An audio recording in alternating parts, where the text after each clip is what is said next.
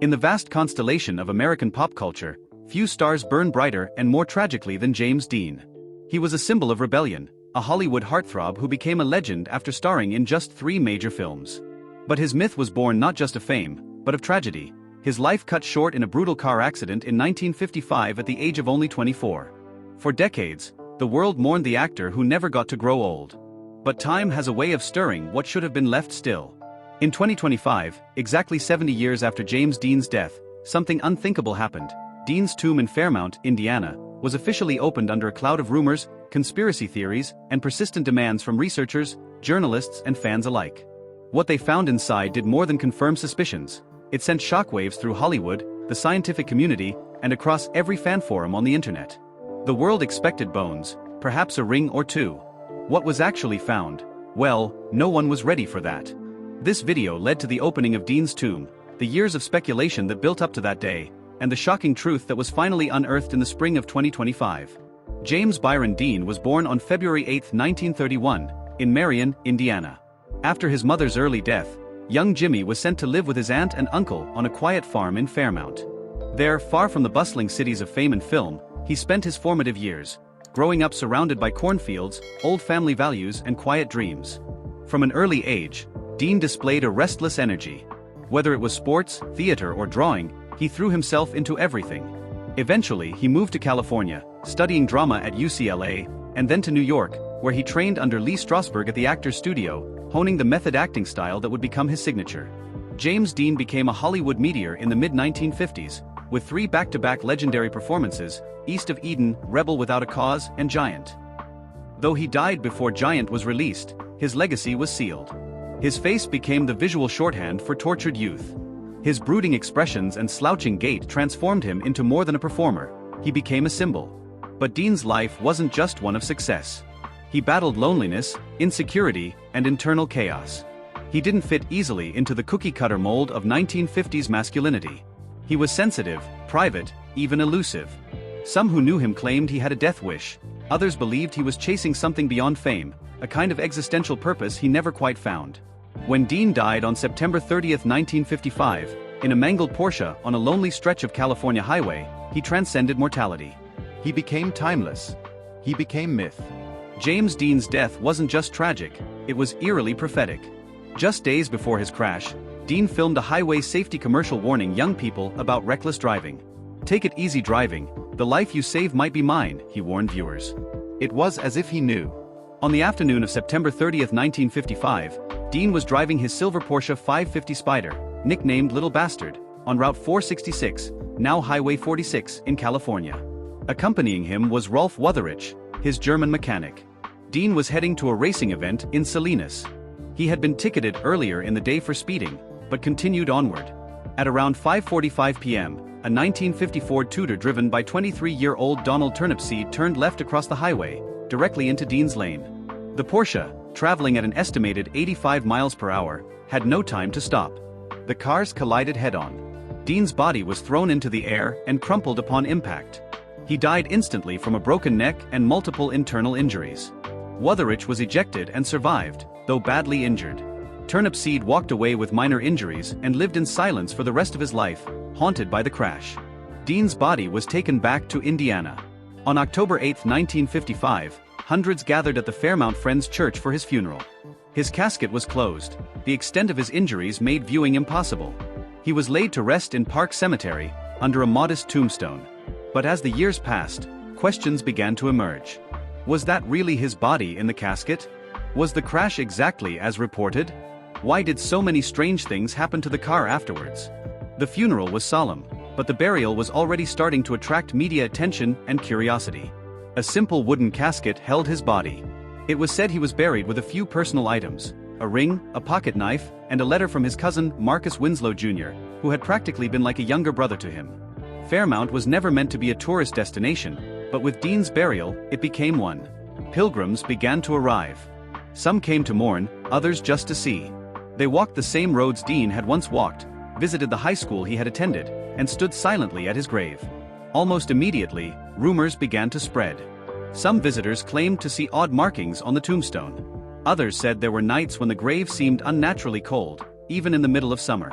Locals reported that people came in the dead of night to chip pieces from the gravestone or even dig nearby dirt to sell online.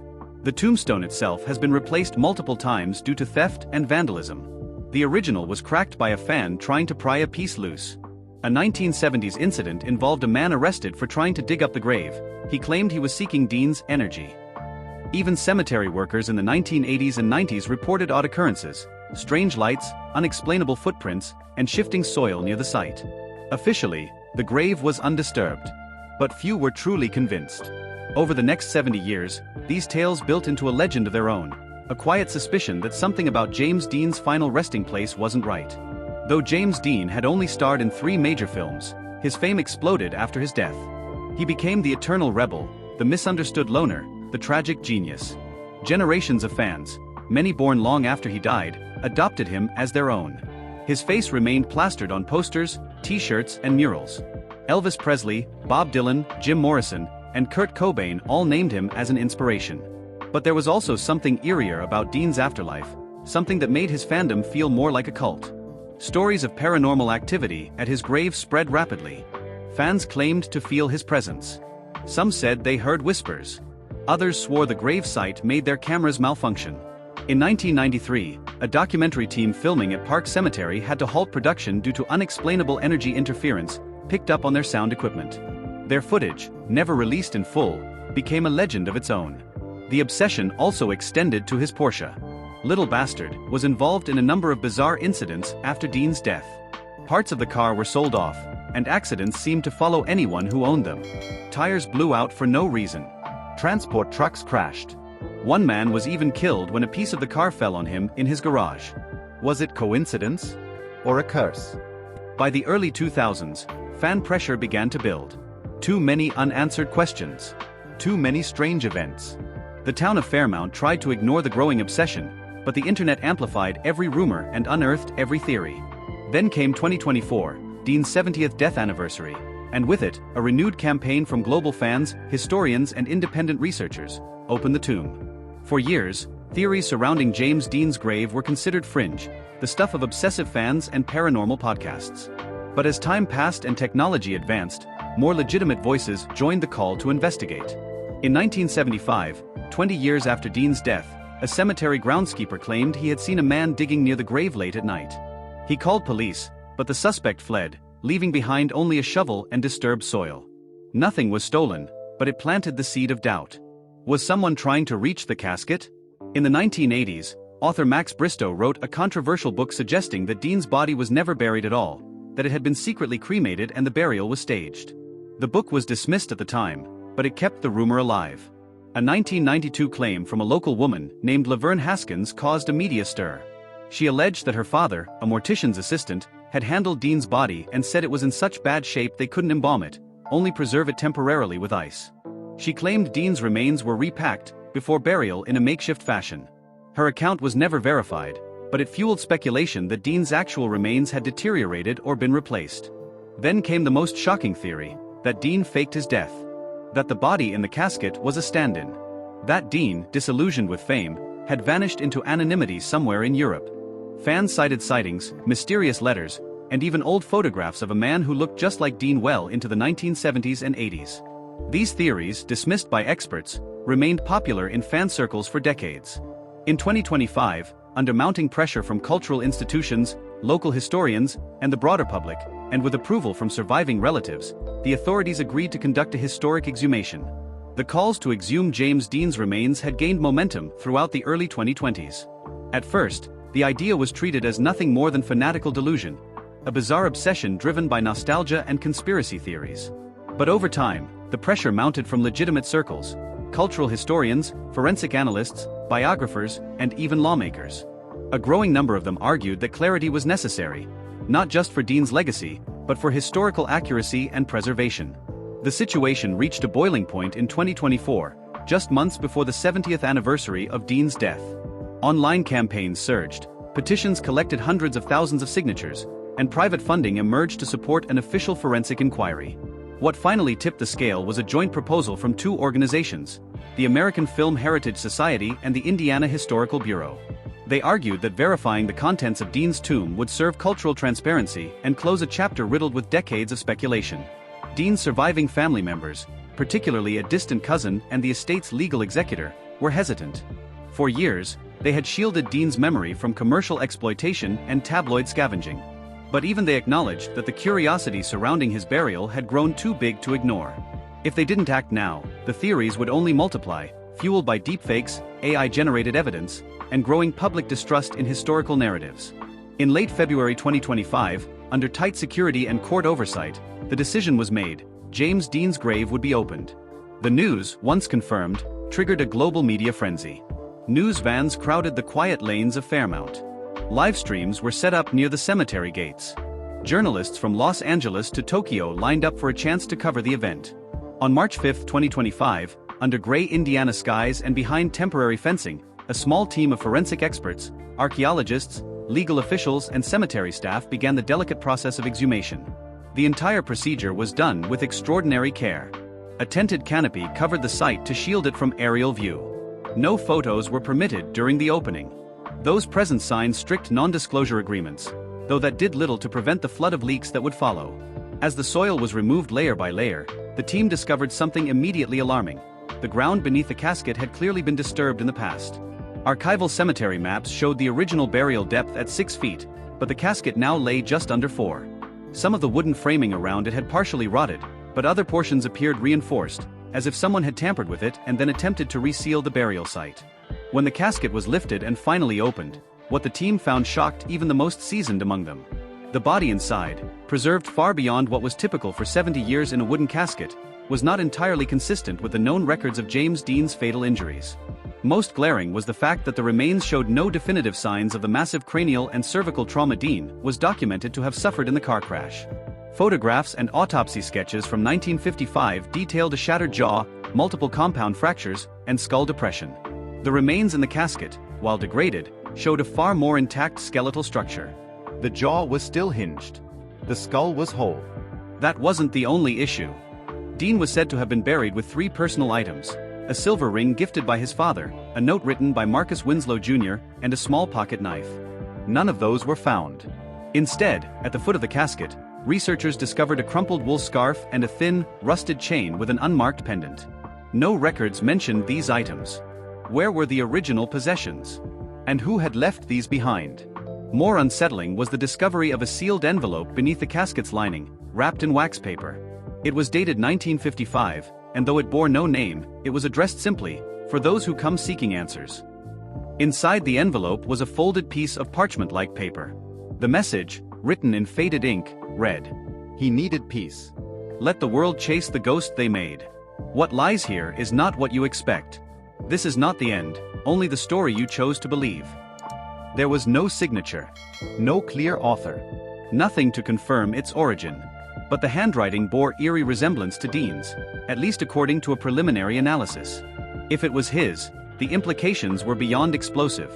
Immediately, the remains were transported under armed escort to the Indiana State Medical Examiner's office.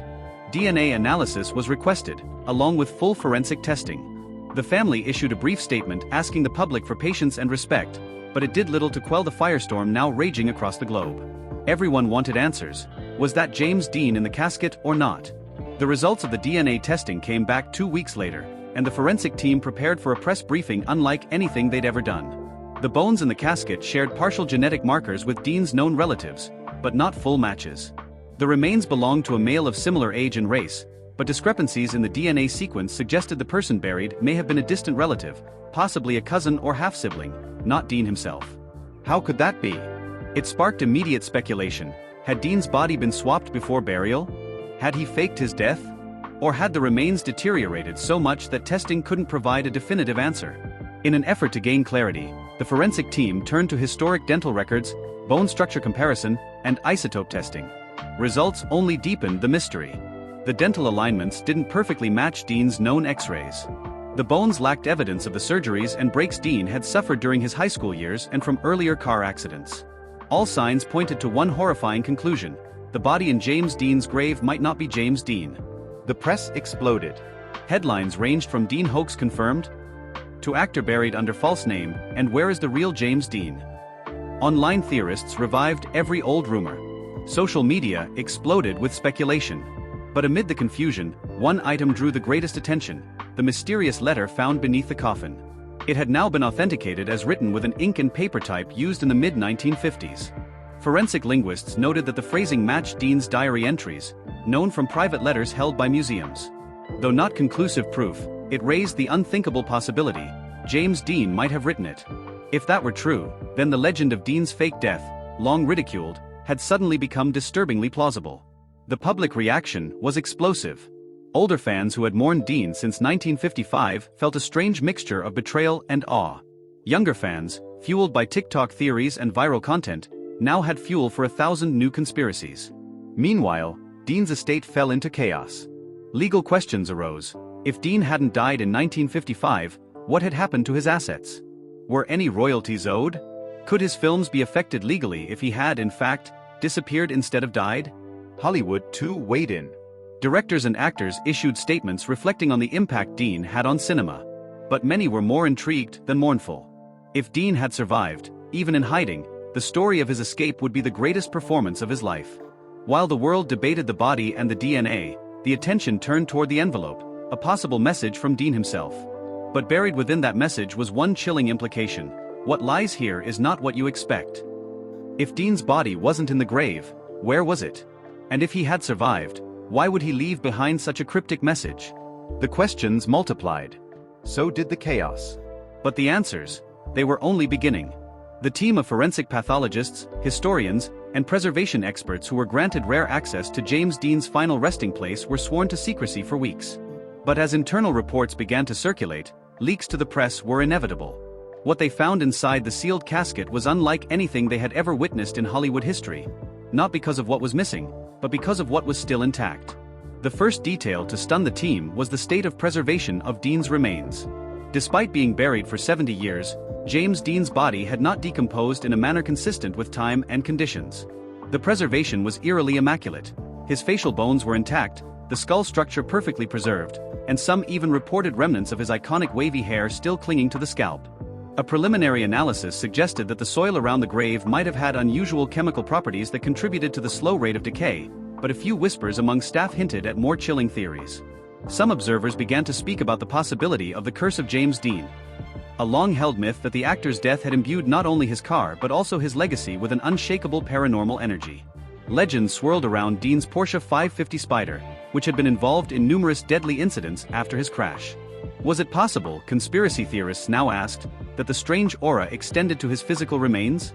The unearthed diary, which had already caused a media sensation, played a pivotal role in shifting the conversation from science to speculation. Hidden beneath layers of velvet cloth at the foot of Dean's casket, the journal contained deeply personal entries dated weeks before his death in 1955. He wrote about haunting dreams, a shadowy figure he claimed was always watching, and premonitions of dying young. The last pages, chilling in their calm tone, seemed to predict the crash almost verbatim, from the location to the timing. It led some to believe that Dean had either sensed his death coming, or that someone close to him had known more than they let on. Among the handwritten pages, there was one passage that shook experts and fans alike. In it, Dean wrote, "They won't let me be. Even in death, I feel them. I will rise in legacy but never in peace." Speculation exploded. Paranormal researchers, Hollywood historians, and psychologists all weighed in on what this could mean. Some saw it as symbolic, others as literal. The Vatican, in a surprising move, issued a statement warning against assigning supernatural significance to the discovery, calling it deeply troubling and potentially harmful. The psychological toll on the excavation team became evident. Several members reportedly experienced vivid nightmares, anxiety, and unexplained illnesses after the exhumation. One assistant who was present during the uncovering of the coffin reportedly quit the project days later and refused to speak about the experience. "We weren't meant to open it," he said cryptically to reporters before disappearing from public view. What truly pushed the narrative into global headlines, however, was the appearance of a previously unknown film reel found in a lead-lined box within the coffin. This reel, according to initial reports, showed James Dean rehearsing for a film that was never publicly known, a project none of his closest collaborators or friends had ever heard of. Some speculated it was a screen test, others believed it to be part of a top-secret government project, as the reel had CIA markings on the casing. When played, the film showed Dean walking through a desert landscape, reciting poetry and cryptic lines that seemed to reference his own death. "I drive not to escape but to arrive," he said in one segment. The grainy footage ended with Dean looking directly into the camera and whispering, "This isn't the end." The clip went viral within hours. TikTok creators, YouTube conspiracy channels, and mainstream networks all featured the reel in documentaries and tributes. Fans saw it as proof that Dean knew his life would end abruptly, and perhaps that he embraced the legend more than the man. Some even floated bizarre theories about time travel, reincarnation, and Hollywood cover-ups. More grounded voices, including family representatives and academic scholars, urged caution. The actor's surviving relatives, few as they were, asked for privacy and expressed deep sorrow that the grave had been disturbed. One cousin told CNN, "Jimmy never wanted to be a spectacle in death. That was why he was buried so far from the cameras. But now, even his bones can't rest in peace." Dean's legacy, already mythic, now took on an entirely new dimension. Museums scrambled to secure temporary exhibitions, and his hometown of Fairmount, Indiana, saw a 300% increase in visitors. Candlelight vigils, motorcycle parades, and art installations were held in his honor. But there was also criticism. Many called the exhumation exploitative, unnecessary, and disrespectful. A United Nations Committee on Ethics in Archaeology even launched an investigation into the cultural and moral implications of opening celebrity graves for entertainment purposes. The debate went as far as the US Congress, where a bill was briefly proposed to protect the graves of American icons from unauthorized exhumations. Despite the backlash, what was undeniable was that the world had reconnected with James Dean in a way no one had expected. For decades, he had lived in photographs and 3 films, East of Eden, Rebel Without a Cause, and Giant. Now, with the tomb opened and mysteries revealed, James Dean had transcended even his own myth. He was no longer just the rebel without a cause. He was the mystery that still dared us to chase meaning in his short, blazing life. The tomb was eventually resealed with a new titanium casing, at the request of the Dean family and public officials. It now bears a second inscription added to the original. "Let him rest, for he lived fast, burned bright, and left echoes still burning 70 years later." And so, in the twilight of 2025, after all the noise quieted and the stories faded from trending feeds, James Dean returned to silence. But for a new generation, the question remains, was it just coincidence, or was there something truly eternal about the rebel who never got old?